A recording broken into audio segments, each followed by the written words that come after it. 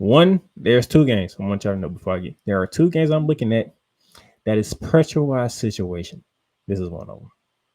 Penn State, the 6th seed, hosting 11th seed SMU. This will begin Saturday's triple header, 12 p.m. TNT and Max. So you have TNT or you have Max. That's the station you're looking at.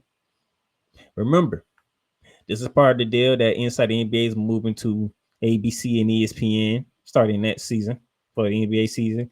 And in return, TNT and Turner Sports, they get to have some college football games, including college football playoff games, in exchange for this. So that's something that happened with the NBA, ESPN, or so I say Walt Disney and Turner Sports. So this how this all came about, which is a good thing. This is a good thing because Inside the NBA no longer needs to be on hiatus. They can still do what it do for my basketball people out there. But this game right here, this is one of the pressurized games here.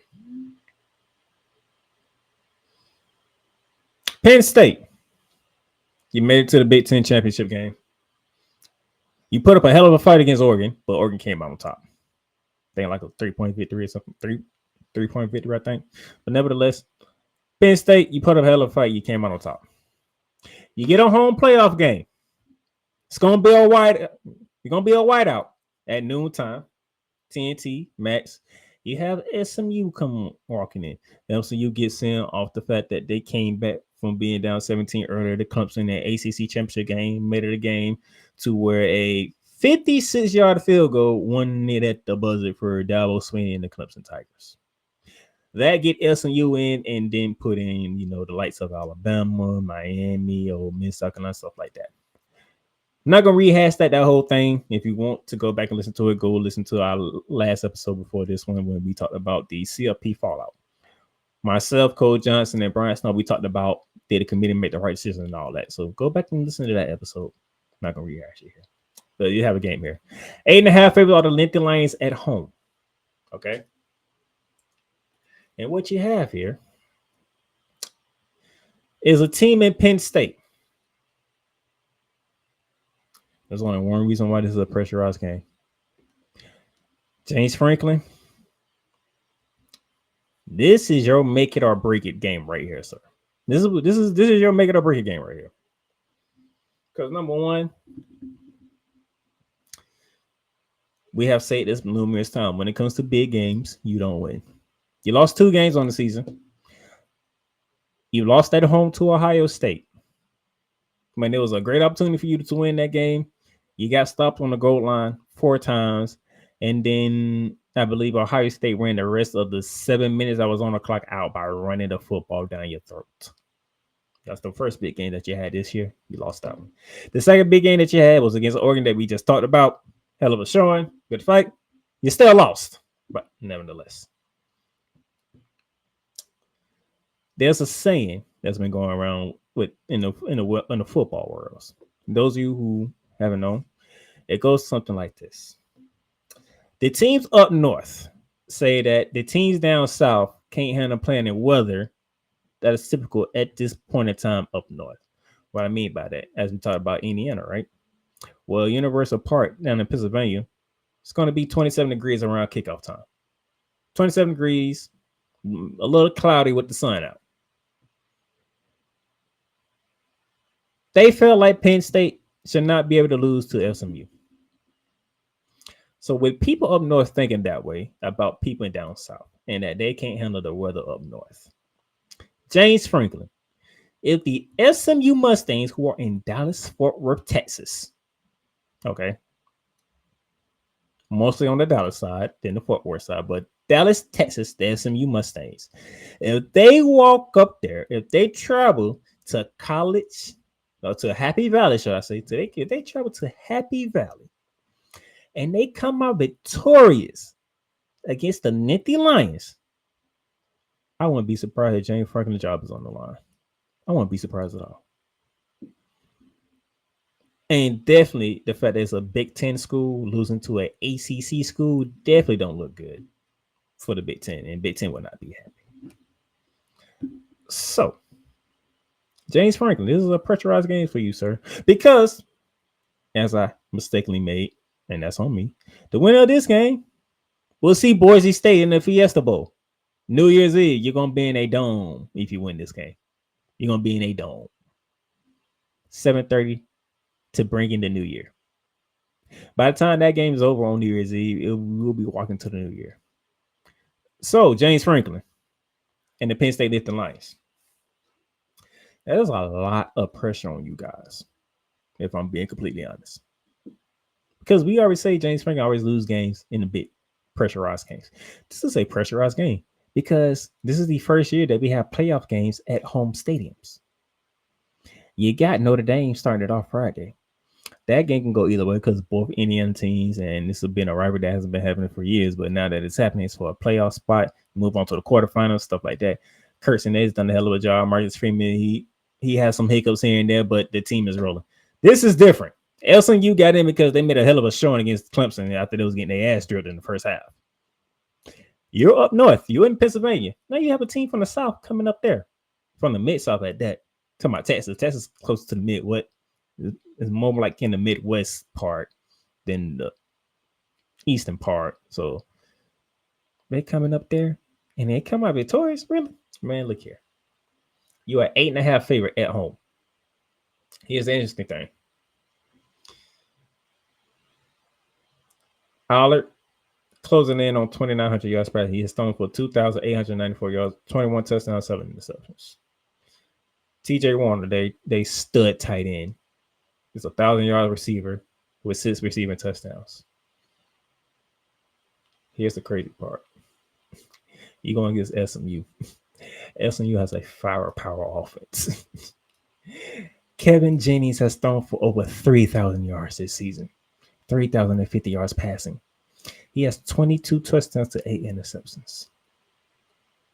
Don't get it twisted. They can run the ball too. Because Brian Smith, 1,270 yards rushing with 14 touchdowns. You're not dealing with this anyhow. You're dealing with an explosive offense who can run and pass the football. But I heard a lot about Big Ten football. And it's physical. It's very physical in the Big Ten. Well, guess what? That physical defense better be on display at home against SMU, because if not, you don't want to be in a shootout. You don't win shootouts. I've seen Penn State. Penn State don't win shootouts. They just don't. They can put up points.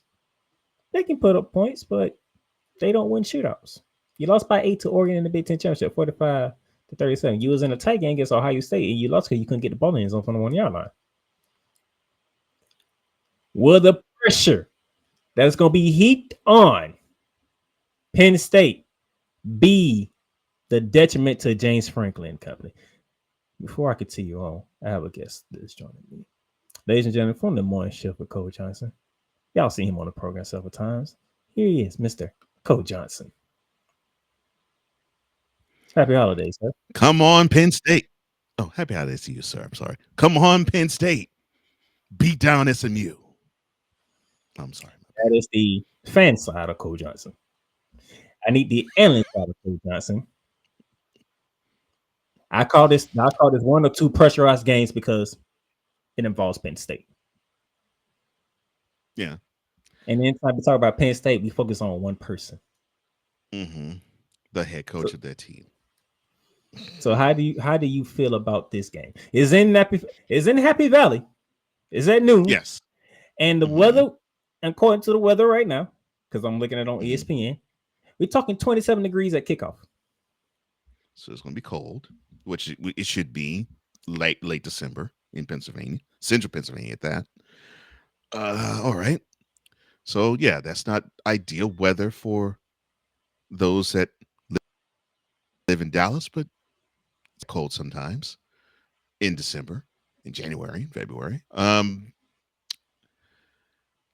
have to look at the ranking. Okay, James Franklin stands a chance because if that ranking for SMU was like 9 or higher, I would say L right off the bat because I think James Franklin has an allergy, and I think he's allergic to winning against top 10 programs.